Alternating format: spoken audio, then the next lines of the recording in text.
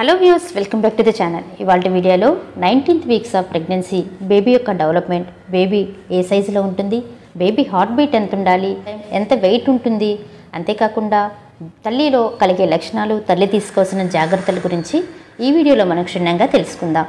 మరి వీడియోలోకి వెళ్ళే ముందు నాది ఒక చిన్న రిక్వెస్ట్, ఎవరైతే మన ఛానల్ని ఫస్ట్ టైం చూస్తున్నారో సబ్స్క్రైబ్ చేసుకోండి. అలాగే పక్కనే ఉండే బెల్ ఐకాన్ని యాక్టివేట్ చేసుకున్నట్లయితే నేను చేసే ప్రతి ఒక్క యూస్ఫుల్ వీడియో మీకు నోటిఫికేషన్ రావడం జరుగుతుంది. వీడియో ఎక్కడ కూడా మిస్ కాకుండా చూడొచ్చు. మరి టాపిక్లో వెళ్ళిపోదామా? 19th వీక్స్ ఆఫ్ ప్రెగ్నెన్సీలో బేబీ ఎంత సైజులో ఉంటుందంటే ఒక బిగ్ సైజ్ మ్యాంగో సైజులో ఉంటుందన్నమాట. సో అంతేకాకుండా బేబీ యొక్క లాంగ్ చూసినట్లయితే 6 inches లాంగ్లో ఉంటుంది. అలాగే వెయిట్ చూసినట్లయితే 8.5 ounces వెయిట్ అనేది బేబీ మెజరబుల్ అవుతుంది. అంటే 19th వీక్స్ ఆఫ్ ప్రెగ్నెన్సీలో బేబీ యొక్క హార్ట్ బీట్ చూసినట్లయితే 140 to 160 beats per minute. అంటే ఇది త్రూ అల్ట్రాసౌండ్ ద్వారా బేబీ యొక్క వెయిట్ కావచ్చు, సైజ్ కావచ్చు, ఇదంతా కూడా మెజరబుల్ అవుతుందన్నమాట. సో ఈ సమయంలో బేబీకి ఆల్మోస్ట్ అన్నీ డెవలప్ అయి ఉంటాయి అనమాట. హెడ్ టు ఫుట్ అనేది డెవలప్ అయి ఉంటుంది. టేస్ట్ బడ్స్ కూడా ఇంక్రీజ్ అయిపోయి ఉంటుంది. అంటే మల్టిపుల్ టేస్ట్ బడ్స్ అనేవి ప్రొడ్యూస్ అయిపోయి ఉంటాయి.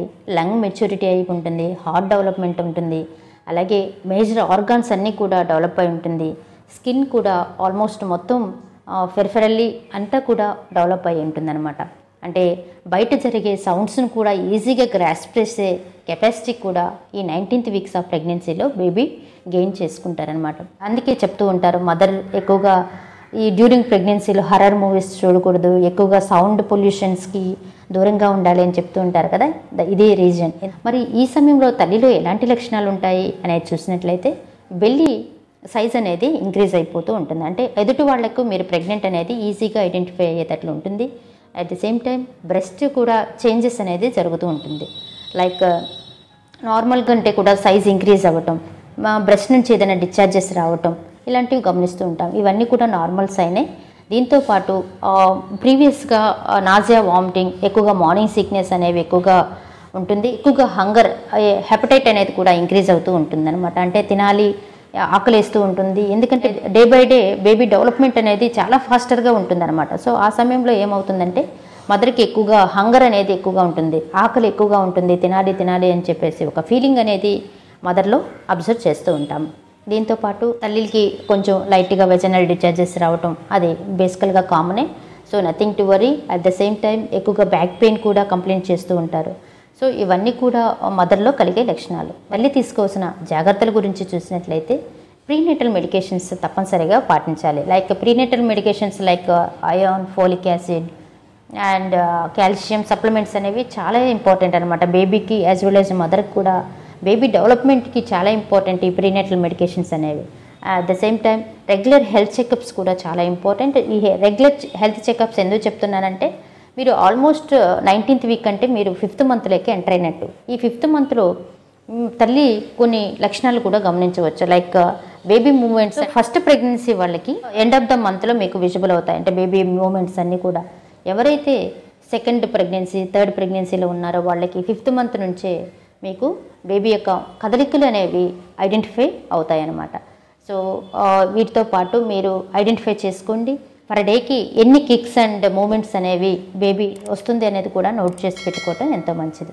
ఎక్కువగా టైట్ దుస్తులను అవాయిడ్ చేసుకోవటం, అంటే లెగిన్స్ని యూజ్ చేయటం, టీషర్ట్స్ని ఎక్కువగా యూజ్ చేసుకోవటం, అంటే కంఫర్టబుల్ బ్రాస్ని ఎక్కువగా యూజ్ చేయాలి. ఎందుకంటే మీరు టైట్గా వేసుకోవటం వలన మీకు చెస్ట్ డిస్కంఫర్ట్ ఉంటుంది, ఏదో చెస్ట్ వాల్వ్లో పట్టేసినట్లు అనిపించడం, బ్రీతింగ్ డిఫికల్టీ రావటం. ఎందుకంటే బేబీ ఫాస్టర్గా డెవలప్ అవుతూ ఉంటుంది కాబట్టి సో మీకు కొంచెం ఆయాసంగా ఉండటం, అంటే ఊపిరి అందనట్టుగా ఉండటం. దీంతోపాటు మీరు టైట్ దుస్తులు వేయటం వలన కొంచెం ప్రాబ్లంగా ఉంటుందన్నమాట. మీకు స్నాక్స్ ఐటమ్స్ అనేవి ఎక్కువగా తీసుకోండి. లైక్ డ్రై ఫ్రూట్స్ని మీరు స్నాక్ ఐటమ్గా చూస్ చేసుకోండి.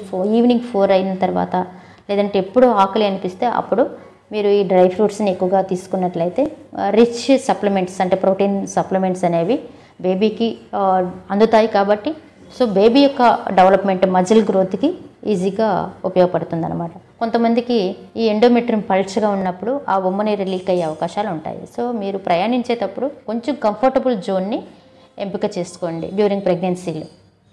అంతేకాకుండా ఎక్కువగా వెయిట్ లిఫ్ట్ చేయటం, ఎక్కువ క్లైంబింగ్ స్టెప్స్ని ఎక్కువగా ఎక్కటం, దిగటం అనేవి కాస్త అవాయిడ్ చేసుకొని, అంటే ఇవన్నీ కూడా అవాయిడ్ చేసుకోమని ఎందుకు చెప్తున్నా అంటే మీ కండిషన్ బట్టి అవాయిడ్ చేసుకోవటం మంచిది. కొంతమందిలో ఎల్డర్లీ ప్రెగ్నెన్సీ ఉంటుంది, కొంతమందిలో ప్రెగ్నెన్సీ ఇండ్యూస్డ్ హైపర్ టెన్షన్ ఉంటుంది. అంటే డ్యూరింగ్ ప్రెగ్నెన్సీలో బీపీ అనేది, షుగర్ ఇలాంటివి ఉన్న వాళ్ళు కాస్త అవాయిడ్ చేసుకోవటం మంచిది.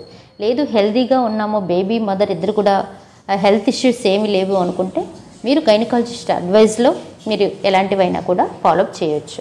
మరి ఇదండి వీడియో. 19th వీక్స్ ఆఫ్ ప్రెగ్నెన్సీలో బేబీ యొక్క డెవలప్మెంట్ కావచ్చు, తల్లిలో కలిగే లక్షణాలు, తల్లి తీసుకోవాల్సిన జాగ్రత్తల గురించి చూశారు కదా. మరి ఈ వీడియో కానీ మీకు నచ్చినట్లయితే లైక్ చేయండి, షేర్ చేయండి, సబ్స్క్రైబ్ చేయడం మాత్రం మర్చిపోకండి. మరిన్ని వీడియోస్ కోసం ఏదైనా డౌట్స్ ఉన్నా, క్వరీస్ ఉన్నా కూడా త్రూ కాల్ మీ ఫోర్ ద్వారా కాల్ చేయండి. మీ డౌట్స్ని క్లారిఫై చేసుకోండి. Thank you for watching.